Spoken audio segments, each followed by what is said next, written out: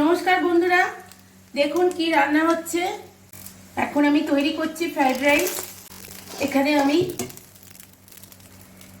ডিম, চিকেন আর সবজি ভেজে রেখেছি আগে থেকে। এইগুলো আমি দিয়ে দেব এর মধ্যে এক এক করে। এবার এই ভাতের সঙ্গে এগুলোকে মিশিয়ে নেব। এটা আমি তৈরি করছি মিক্স ফ্রাইড রাইস। এগুলো মেশানো হয়ে গেছে। এবার আমি দিয়ে দেবো এর মধ্যে স্বাদ মতো নুন। ভাতে নুন দেওয়া আছে, সেই জন্য আমি খুব কম দিচ্ছি। টেস্ট করে দেখবো, তারপরে লাগলে আবার দেব।